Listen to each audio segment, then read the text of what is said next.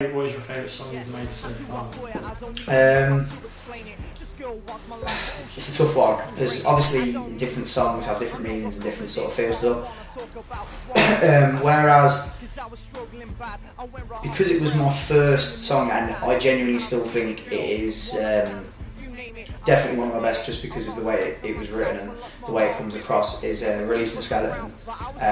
Definitely, you know, it's just that that's had such a following. People have heard that and not really heard much like it, and they're like, oh, I love it, because it's quite dark. But as I'd say, like, the one I'm most proud of, and I listen to it as a whole for how much I've improved, I can hear my improvement through it, and you know, the way it works is In Your Heart, definitely, because it sort of mixes like hip hop and dubstep, and I just think it's like evolving. I'd say I'm probably most proud of In Your Heart.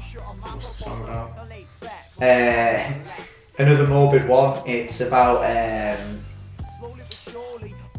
basically I'm talking to my loved ones from beyond the grave, a sort of end creditsy sort of vibe to it. Yeah, another morbid one, but it's not a particularly morbidly sounding song.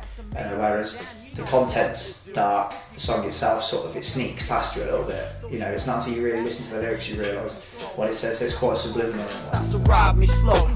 Is death a subject you like to touch on a lot, to try and make a more light-hearted approach to it? No, it's like, I wouldn't say I focus on that more than any other subject. It does come up quite a lot, weirdly enough. Maybe that's just something deep inside me, or maybe just morbid. But no, I wouldn't say I focus like mainly on that. It's just whatever comes out at the time, like, literally. Yeah, but let's be honest, death is a part of life. So any sort of part of life I will write about. How would you describe the style of music?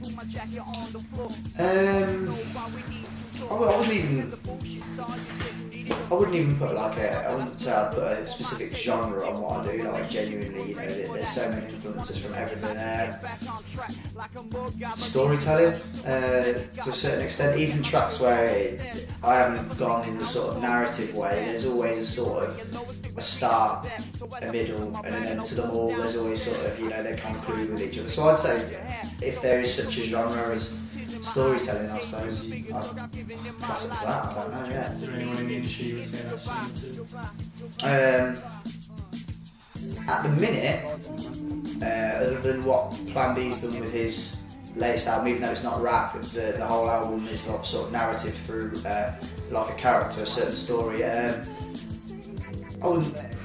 Eminem's old stuff, but other than that now, I'm trying to think of it, I don't think there's anyone doing that sort of narrative storytelling as a whole. No, I wouldn't say there's anyone. So you said that would make you like more of an individual than just cover music? Yeah, I'd say it's a unique selling point to a certain extent. Yeah. Yeah. What is your opinion of the music industry today? In certain aspects, it's improving all the time, but the thing is, it's like everything evolves. I mean, like, the big debate is how many people get asked, how many rappers get asked, is hip hop dead? And, you know, some say yes, some say no. I just think it's like everything. There's nothing that stays the same, nothing that doesn't evolve. I wouldn't say like hip hop is dead or anything like that. I would say it's changing, it's moving. You know, it's like club music has moved from trance and all of a sudden dubstep, drum and bass. I just think, yeah, to a certain extent I do. I think with the celebrity culture the way it is now, because you can get famous for literally anything, I think that in itself has influenced the music business, because people are getting record contracts for nothing. I mean, look at Jedward.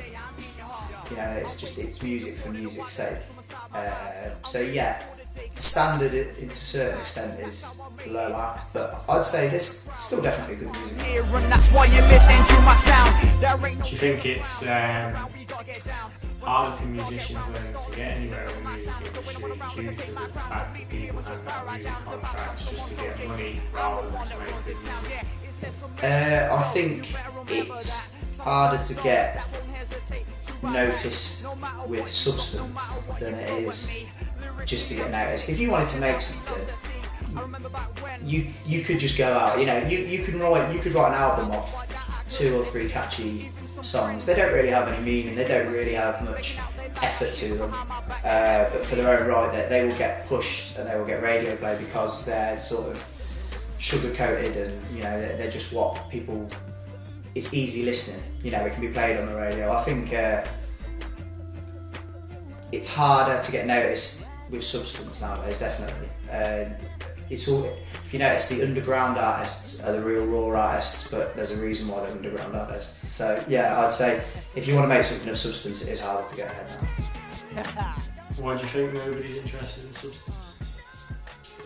I just think it's easy money, isn't it? It's like anything. Let's be honest, the substance part, you know, to music, it's no coincidence that this has changed since you have things like Pop Idol, X Factor, American Idol. These are all these are shows just to get viewers and get listeners. And let's be honest, none of them write their own music. None of them, 9 times out of 10, sing live, other than when they get their contract, and then they go to do daytime TV, just looking at singing. So, probably, you know, you saw Carol and that bit. That influence is massive to get. It's harder to get around that.